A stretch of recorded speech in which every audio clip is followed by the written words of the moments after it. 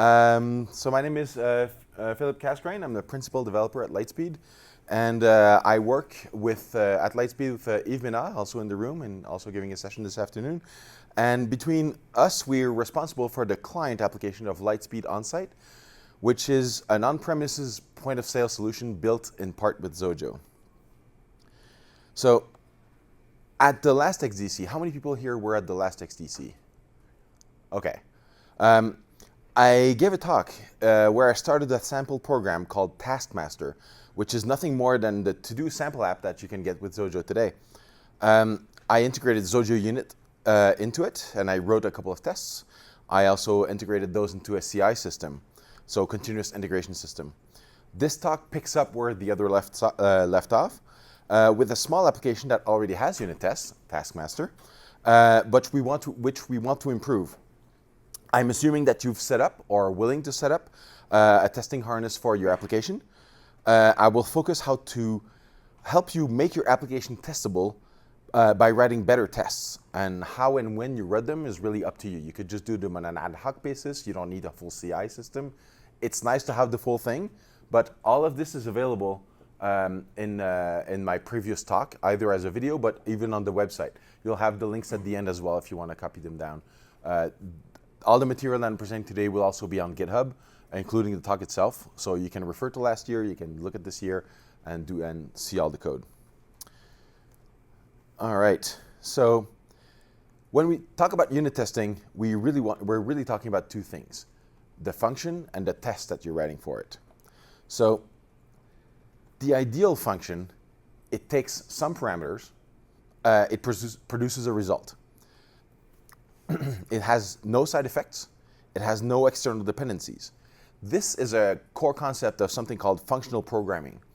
I'm not here to tell you that functional programming is great or that you should use it, but in general, having a function with well-defined inputs and outputs is really a good idea. That's also called the single responsibility principle, which means that this function should do one thing and one thing only. All right, now that we know a little bit more about the ideal function, let's talk about the ideal test. We have our ideal function. So the ideal test is something like this. You have the same function, you give it test parameters, and you give it result, and then you get results. We can list a series of test parameters and expected results. So are these results the same as what I expected? Yes or no? That's a good test. Let's do this again with more test parameters and more, and get more test results. Are they the same? Are they different? Normally, you would write actually more unit testing code than you would write actual code, because there are so many more cases to test when you're writing unit tests. Maybe a bug came in, and that bug can become a unit test. That's more code that you're writing. You're not shipping that code, but you did write it. So that is your ideal unit test. So I won't be covering some of the pitfalls of unit testing. Much like the single responsibility principle, my intention is not to tell you that unit tests are a panacea, that they cover everything, but in general, they're a good idea. So what I mean by system tests is the following, right? So all the unit tests pass, system testing, not so good, right? So this is not what this talk is about. It's not about system testing. It's not about manual testing. It's not about integration testing. It's not about any of these tests. It's really locally about a unit test. I have a function. I want to test it. All right. So our application Taskmaster has no real unit tests. The tests that I wrote last year were just samples so that they could run properly and show that Xojo unit was working. So what we'll do is we'll remove the boilerplate tests and we'll start adding our own. This is what really this talk is about. Before we do that, however, I need to give you a quick primer on Model View Controller. How many of you have heard of Model View Controller? Everybody, almost. I'll do this quick then. So Model View Controller is a simple design pattern. There are other design patterns like Model View View Model, MVVM, or View Interactor Presenter Entity and Routing, Viper. But MVC is really simple and easy to understand. That's why I'm going to go with it. Your model stores the data, your view displays the data, and your controller kind of glues the two together. So you've got your model, and model objects usually know how to persist themselves, like saving to data stream, recreating from data stream, so something on disk, something in the database. You'll typically aim for 100% test code coverage in model tests. Like, code coverage means that your test has actually exercised some of the code that you've written. It's not the perfect metric, but it's a pretty good start. If you got 100% code coverage in your unit tests for your model, you're already ahead of the curve for a lot of people. Now, are you testing all the possible inputs and outputs? That's something else entirely. One really good strategy is to fuzz your data. Like, you're giving slightly incorrect data, like maybe badly formatted JSON, or maybe badly formatted XML, or maybe a JPEG that has an error in it, something like that. You just change it slightly. That will help you test the robustness of your code. Models are highly unit testable, obviously, and they're highly reusable. Now, the view is what the user sees and interacts with. The views are typically constructed from a framework-provided library of objects at runtime or at compile time.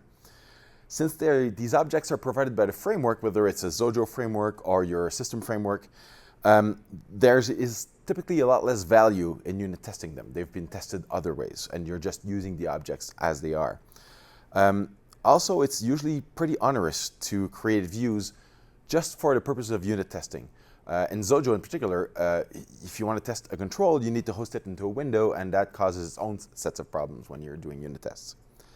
This is the kind of test that's really better achieved with integration testing, where you either have some kind of scripting robots that click on your buttons, or you have actual humans doing the testing for you. I'm not talking about your users.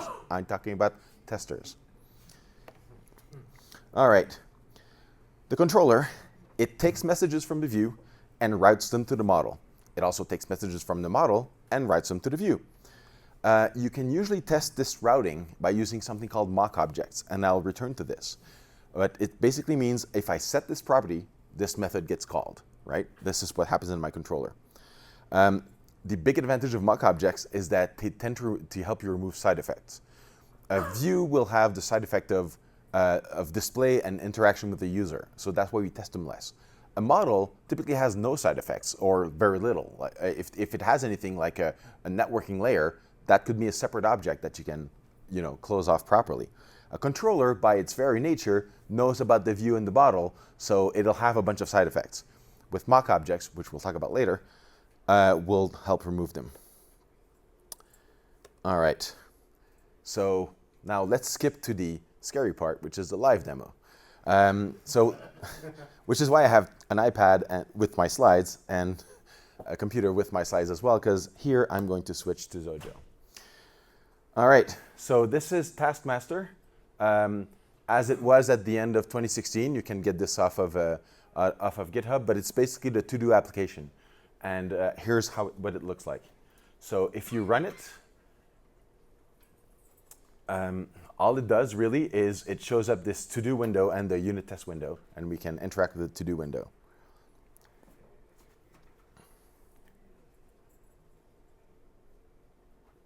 All right, so this is the to-do window. This is a unit test window from Xojo unit, and I can create a task, add. So you can see that I have my task here, and let's see if this works. I should be able to zoom in here. There we go, pretty UI, right? So this is nothing more than the to-do sample app. And all right, and I can complete the task, and then it gives me this nice little red line through the things that I've completed. If I run the unit test here by clicking Run Tests, all the tests are running, and then you can see here that I have my test results. I have one failure. It's because as part of the Xojo unit, there's one test that always fails that's built in. So this is just a built-in test of Xojo unit. Let's take a quick look at the application itself. If I quit this, and the thing I have not done is to load the presentation. So bear with me while I open this.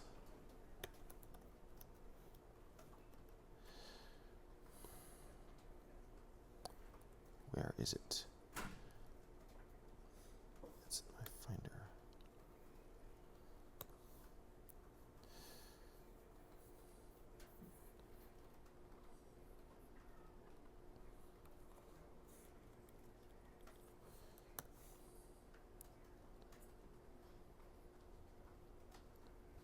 Great, I don't have it.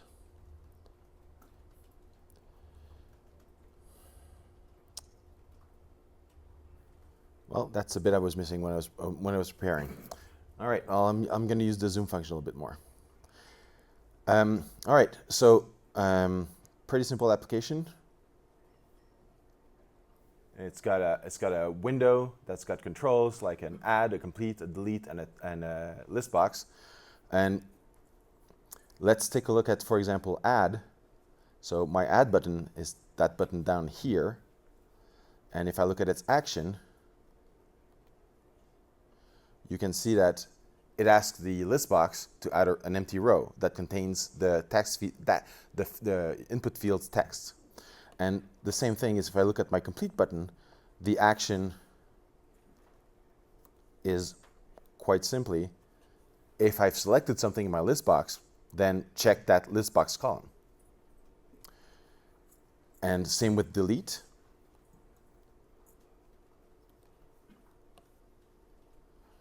If I have something selected, then I will remove that row from the list box. That's really all there is to it into that little application. So as you can see, everything ties to the list box. So in my to-do window, this is my list box, right?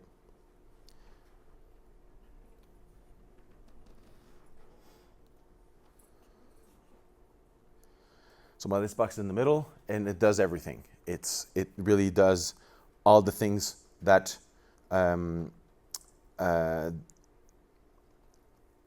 it does all the things that are necessary for the application to run, but so it displays things, and it takes user input, which makes it a view.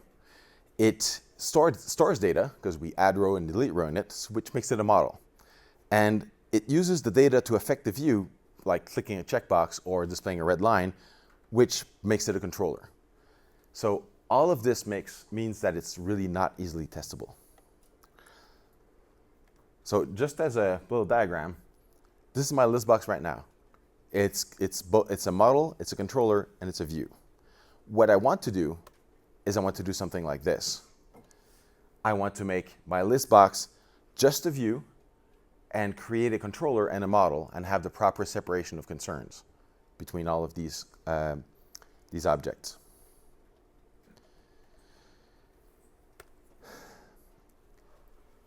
So what we'll need to do is we'll refactor our list box. This is the end game. And so we know that the list box really reacts to the user input, and we'll keep it as a view. And it does that really well, actually, handling user input, displaying things. That's really something that I don't really want to write myself, and it's part of the framework, and let's use the list box just to do that, right? That's the refactoring that we need to do. So it'll need a controller, obviously, and we'll also need a model. So starting just from the bottom up, what we want is kind of something like this. We want our model to be a list of items. So it'll have an item by itself and then a list of items. We want our view, which is our list box, which we already have. And we'll have a controller to glue everything together. So we'll refactor the application here. Obviously, it's a very simple application, but I'll walk you through the process. So when you do this with your own application, you'll get hopefully a better head start with what to do.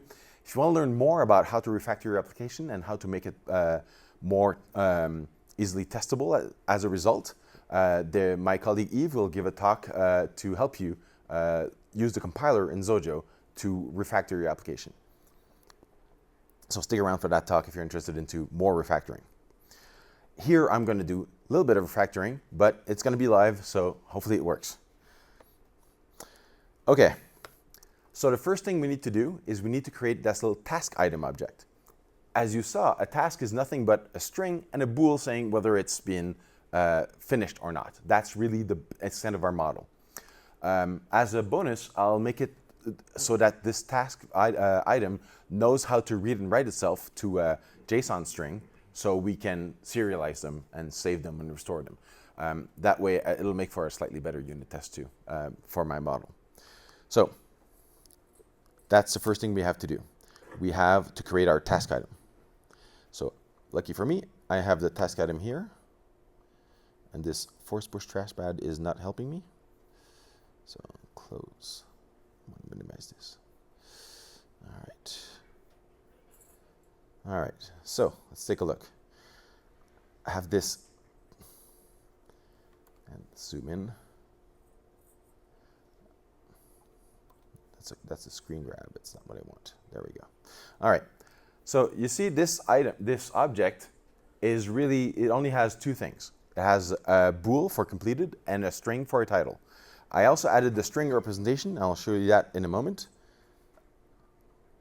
So my string representation, I have a getter and a setter, and here's the getter.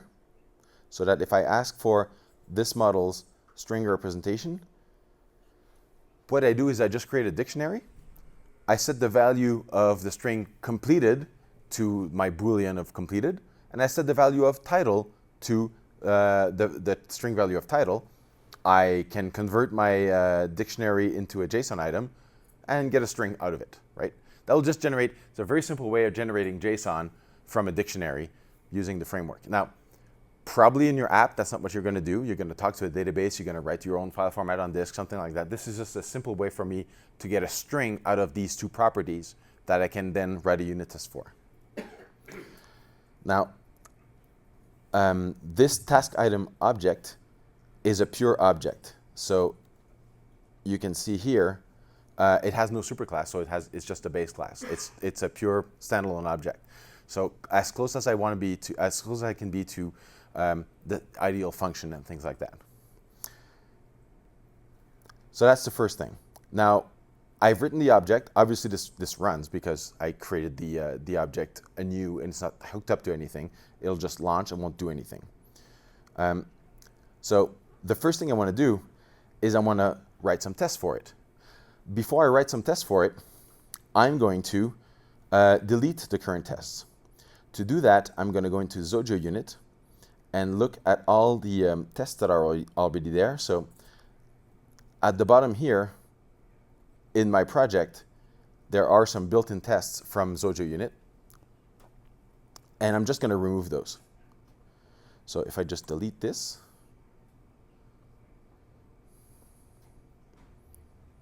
they're gone, and I hit run, this will fail because it's not looking for my test. So before I do this, I'm going to drag in some tests. So one thing I like to do is I like to call my test classes with the same name as my object, only with tests. So that's extreme cap. You see, I have my task item object and I have my task item tests class, and it has two methods, creation test and serialize test. Your test methods have to end in the word test for the framework to discover them properly. So I have a test for creation of the object and a test for serialization of the object. And I just named it task item test, and I put it next to each other so that when I look at my IDE, I can view my object and my test right away. Now, this task item test is not a pure object. It's obviously a test object. So you can see that its superclass is test group. So if I try to build this right now, it will fail because I just deleted the objects in the Xojo unit test, and did not instantiate my test group. So let's fix that right now. So we don't need this one, and I'm going to call this new task item tests.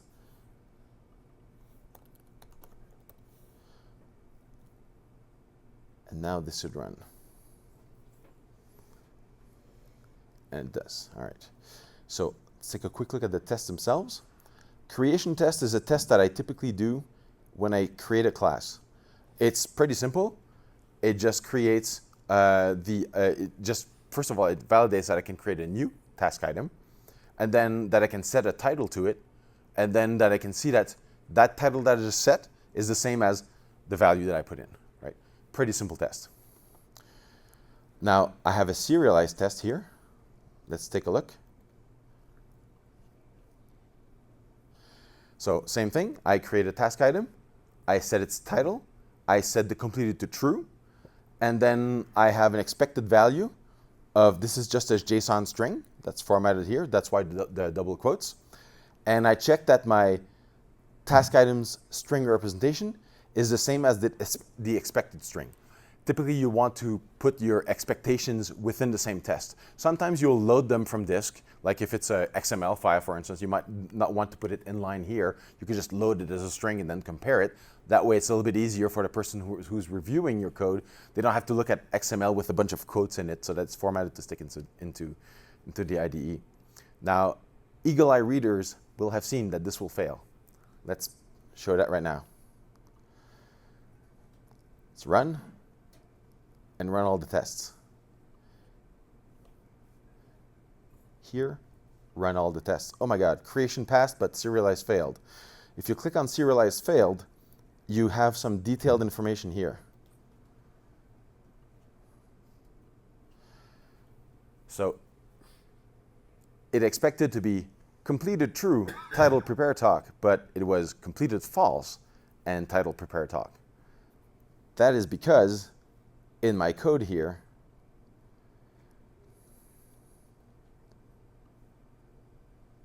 you can see that my expectation is completed false. So this is what's called red-green refactoring. You start with a class that has nothing, and then you create a test class that goes with it. You start writing some tests for the test class, and in the beginning they'll fail. Your class doesn't even have the methods you're calling. You build the methods, maybe you stub them with some values, and then your test will pass. Then you improve your test your code so that it doesn't return stub values but actual values. Your test will start to fail. You fix up the tests, and you keep going with red being test not passing and green being the test passing. So let's fix that right now. So let's change that to true in the expectation.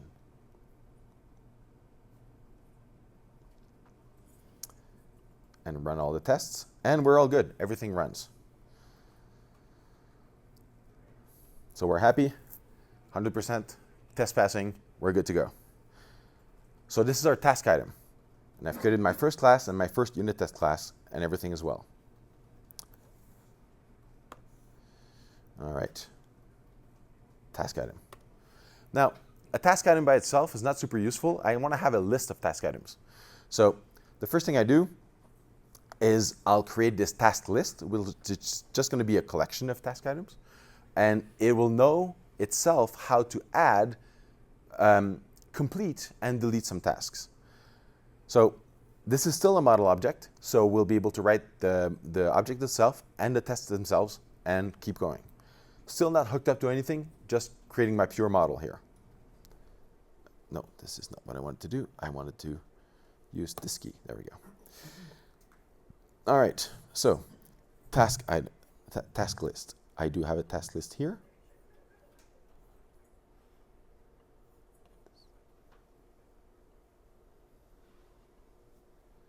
All right.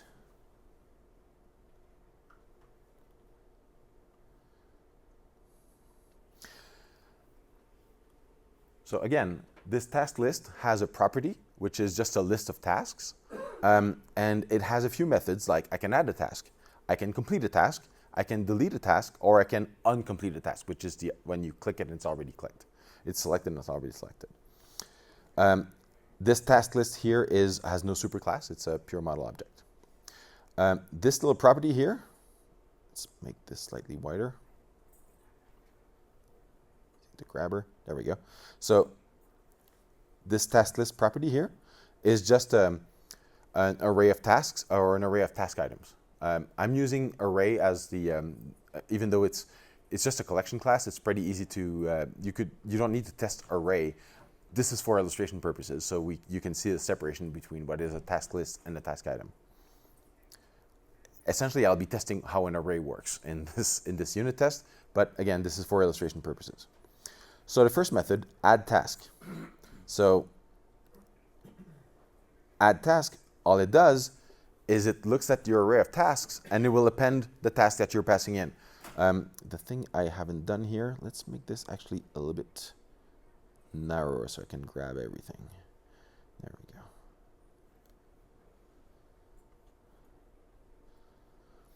That's better. So it has one parameter, just a task as a task item, and we just append it to our array. That's really all this does to append. Now, to complete a task,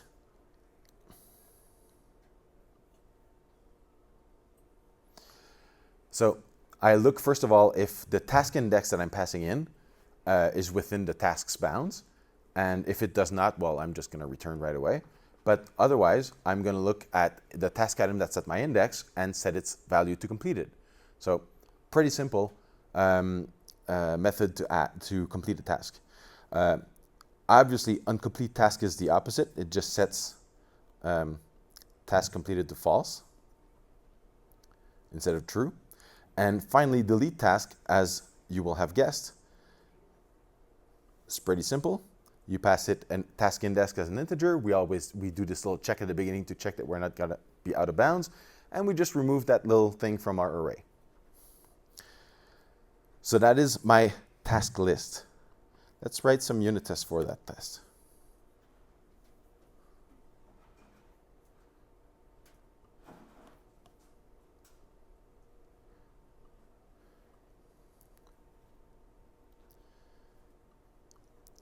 Again, pretty simple. My task list test has two methods, an add test and a delete test. The name itself has no importance. It just has to end in test. So add test, what does that look like?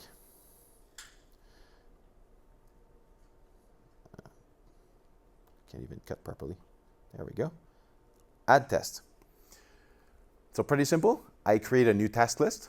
You notice I haven't done a creation test here. It was a little bit redundant. But normally, I prefer to create always a creation test. That way, even if your class doesn't do anything, you at least have one test for it. So I create a new task list. I create a new task item, and I give it a title. I will call the add task method of my task list, and I will try to retrieve the task item directly using the array, and I'm going to compare the two titles just to check that they're the same. Now, since it's a test, it's okay for the test to know about the fact that it's an array, because the array is an implementation detail of the task list. Your calling class in the controller won't care that it's an array. You should be able to change these within you should be able to change the internal implementation of your class without affecting external classes. That's why I have the add and the delete and the complete methods, right? Those are how you interface with your class. You don't want to directly talk to the array in the class. That's for the test. That's fine. But for anything external, not the way you want it to. So pretty simple test. I just check that add, and if I look at my delete test, it's going to be slightly more complicated, but not by much. So I do the same thing. I create a task list.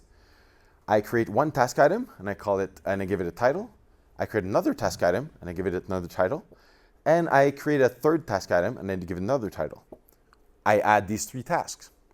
Now, I try to retrieve the first one, and I check that the values are the same. I try to delete the first one, and after I've deleted the first one, and I grab the second task item, the first task item again, it should be jumped over, right? Because the quick brown fox jumped over the lazy dog, move everything up by one. Now I'm going to try to delete something that's out of range. I delete the task 2, and I don't have a task 2 because I already deleted the task at index 0.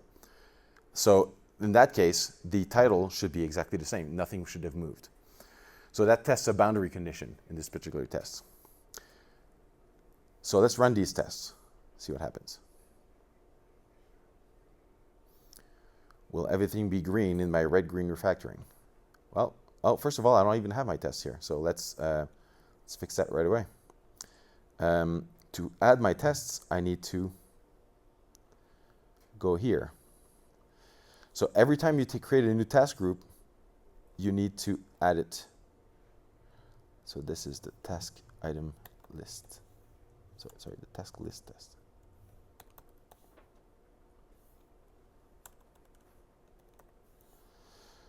This is so that they show up.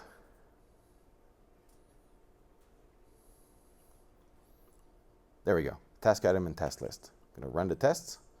And oh no, a failure. So my add test passed, but my delete test did not. What happened? Let's look at the failure.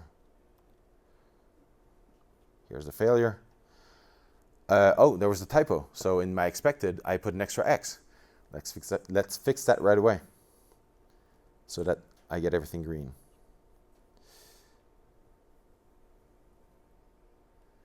This was in the delete test. Oh yeah, there's an extra X right here. Let's run this to get everything green and complete our model work.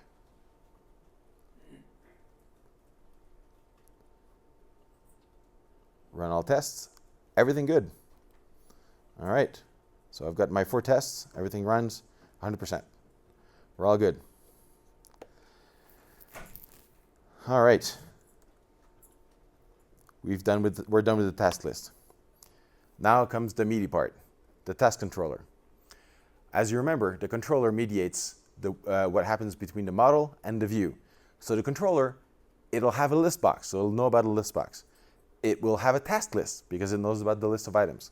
And we'll make it handle the button events so that when you click on a button, you want to talk to the controller. You don't want to talk to the list, right? The button event is received by the list. Remember, that's how we handle all the events in Xojo, which is perfectly fine. But once you receive the button event, you don't want to talk to the list right away, because if you do that, you're going to screw up the model. You want to talk to the controller and only the controller so that it knows about the list and the view, and the list and the model, and it can mediate the work between the two. So let's do that. Let's write our task controller. We can close this.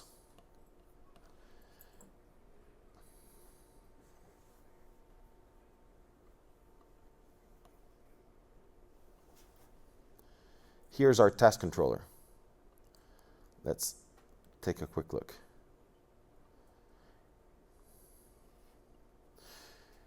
So my task controller has a constructor, an add method that we'll use when you click the add button object, a remove method, which we'll use when we click the delete button object, and 2 properties, a list model and a list view. So it is a pure object as well, this controller. And what it does is it has a list model, which is a task list, as you expected. It has a list view,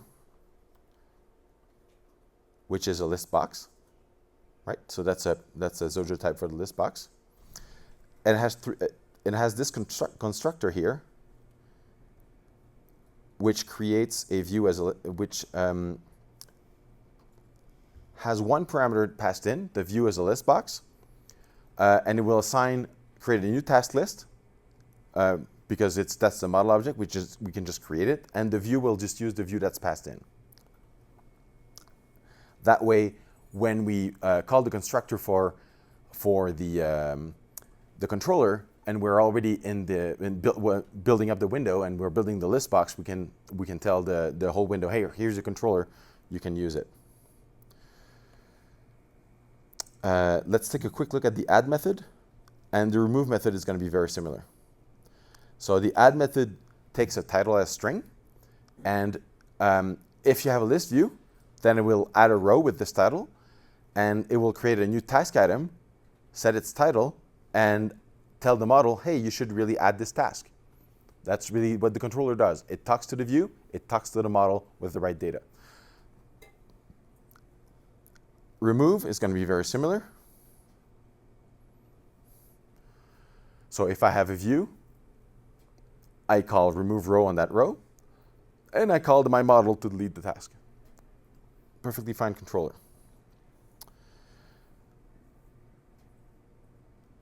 So now that we have this object, everything should build, but nothing will have changed because I haven't hooked up anything. Right, so everything builds. I can quit this. I can go back here. Now we're going to talk about the list box.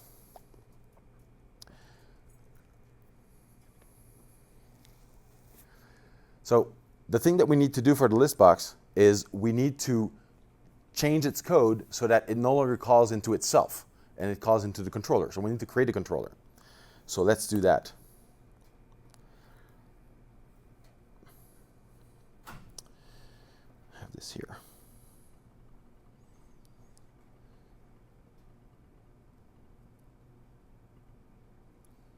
It's my constructor.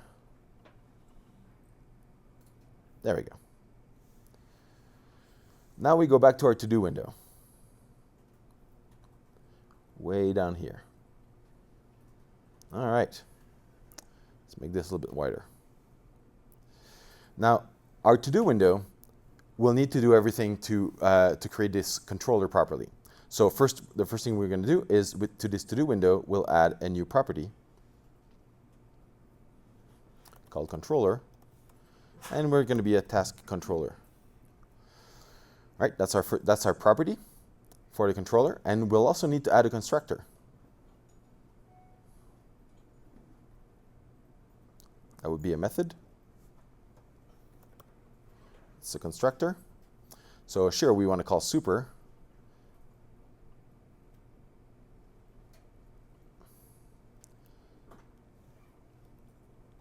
But we also want to create the controller here. So let me zoom in here. This is my constructor for the window.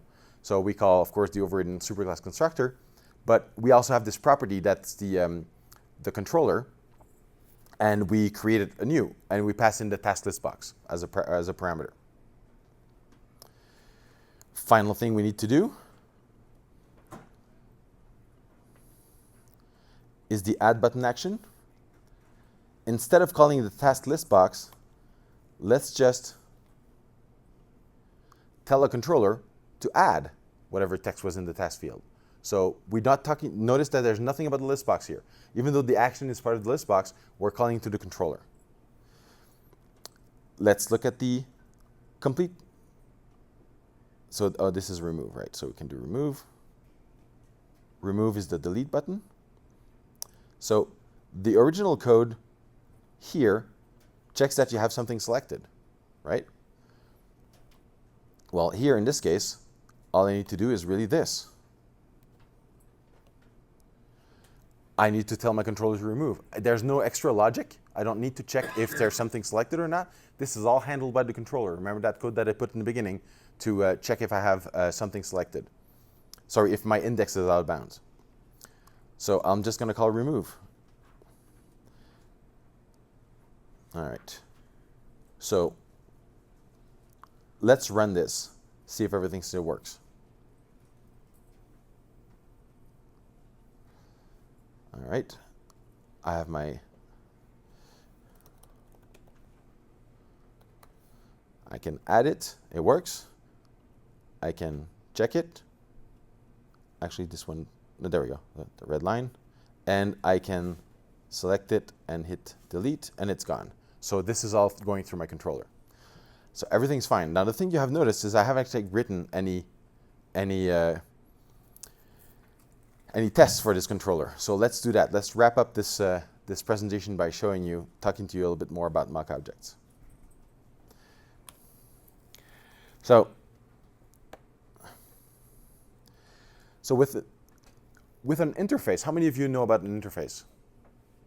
About half the room. All right. So an interface is something that you can, it's just a list of functions that your object implements.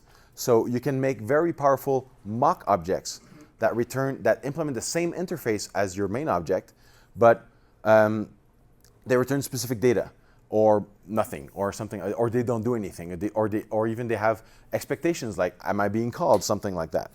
So the mock object could be a subclass. Like if you have your task controller and you make a subclass of your task controller, and you call it mock task controller, and you make it return different values because you override all the methods, that's great. That works. It's a perfectly fine way of doing a mock object. What I'm going to show you is the purest way to do a mock object, which is to extract the interface that you want to mock and create another object that has no relationship at all, just implements the same interface. When you're creating mock objects, it's also more useful to set up the data that you're going to be testing and returning just in line with your test code. That way, when you're reading the test, you can read just from top to bottom. Normally, you don't have any loops in your test. You just write everything top to bottom. The idea is that tests are run all the time, yes, but they're also read by the people that are looking at your code, which might be you later on, so you can understand what's going on. So we'll set this up with a mock object. The first thing we'll need to do is we'll need to create our task list interface. So that's going to be the interface to create the mock object. This is going to be what's called a pure refactoring, in the sense that we will create this interface, and we'll only have one object that implements it, the task list, and then there will be any functionality changed. We just change the semantics of it. Much like if you were to change the underlying array into the task list into something else, maybe more efficient, maybe a database, that's a pure refactoring. You haven't changed the functionality from externally, you're just changing the implementation. So we'll extract the interface, and we'll make the task list conform to this interface.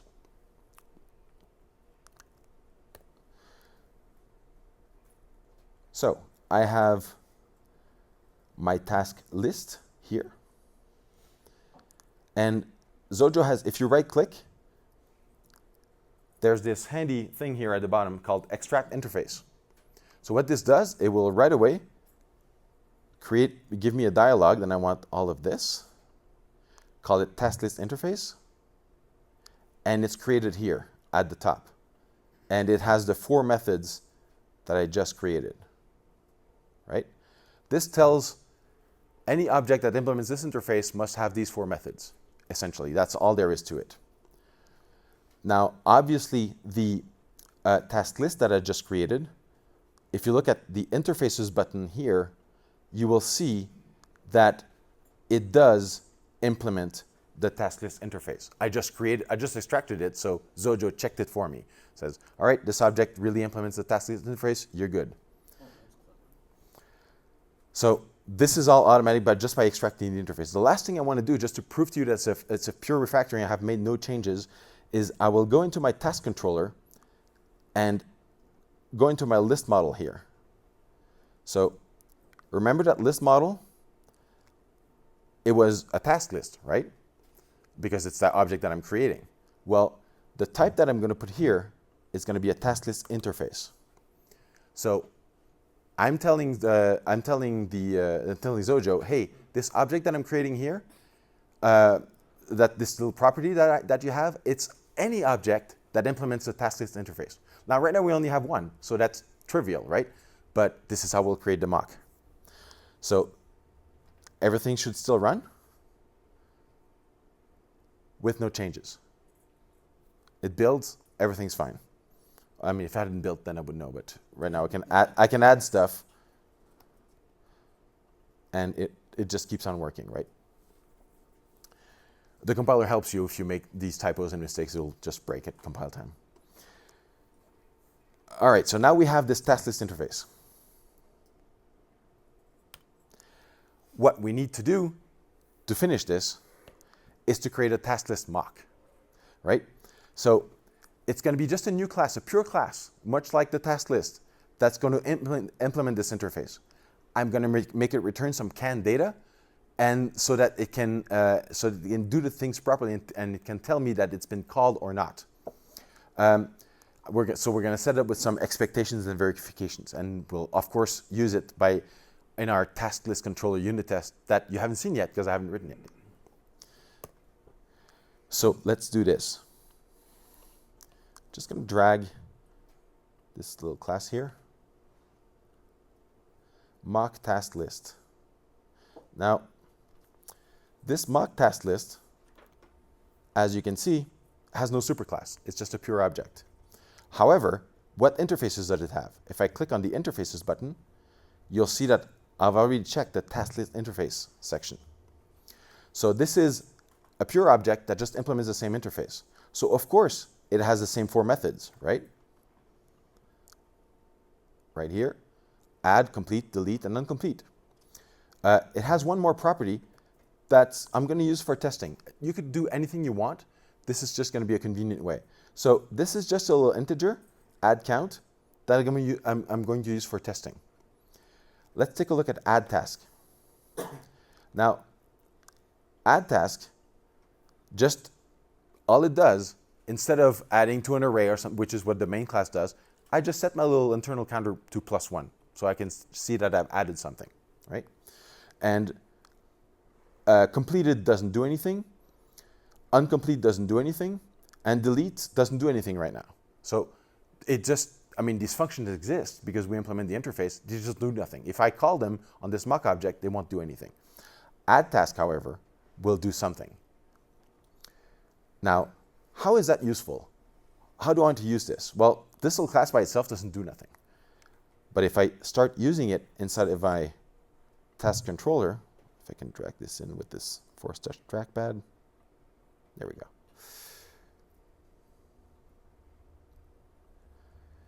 All right. So this is my task controller tests. And this is my add test. So I'm going to create a task controller, much like I would normally for any other way of creating the task controller. I'm just call new. And you notice here that I passed nil as my list box. That's because I kind of want to avoid testing the list box for now. So I'm going to create a task controller that has no list. And you remember in my task controller itself in my methods, I would always check that if there was a task list before I do something with it. Sorry, a list view before I do something with it. Now, I'm going to create a mock task list just as an object. And what I'm going to do is I'm going to assign that mock task list to the list model. So I just replaced the model that was created by the task controller with my mock model.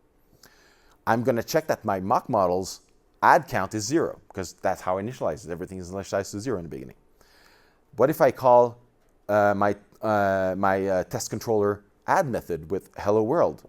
Well, normally you would have to test the model to see, hey, do you have one more object in your model? But that means that your test here knows about the model and knows about the side effects of the model, which is kind of what you want to avoid. Yet you want to have compartmentalized stuff. So all I needed to do is add a mock object, and I'm going to check that this mock object really got called. So my add count is now 1. I created the mock object. I can know about the side effects of mock object. That's fine. That's fine in terms of testing. I don't know anything about what the task list does. I just know about its interface. So before we run this test, we need to add it, of course, to our group here.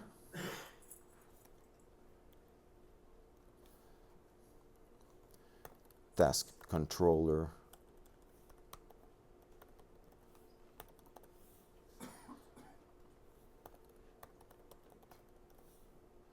Let's run this. Everything should still build. We're running. We have 3 groups of tests. Let's run them. And my task controller add method passed.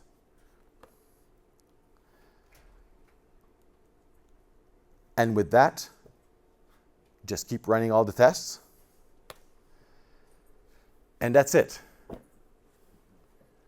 Oh, good. Do you have any questions? If you like, first of all, if you like this session, leave feedback. If you didn't like this session, don't leave feedback. Question back. Doing this, adding all of these things complicates the project quite a bit. The project, yes. Do you have any insight to offer as to how to manage that over the longer term? Do you leave all that in all the time? And then I have another question, follow-up, and that is, what do you do with all the test stuff when you build for production? You don't want all those elements in the outgoing app. So one easy answer to this, oh, sorry, the question is, does this complexify the project? And the answer is yes, it does complexify the project because you've got all of these extra classes that you're adding.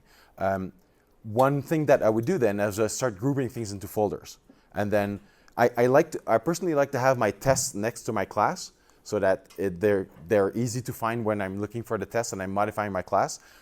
Other people will just put all the tests into one folder and do that. That's fine too. I never worry about how it looks on disk. I always put things in one folder or a couple of folders on disk. That's plenty enough. Now, in terms of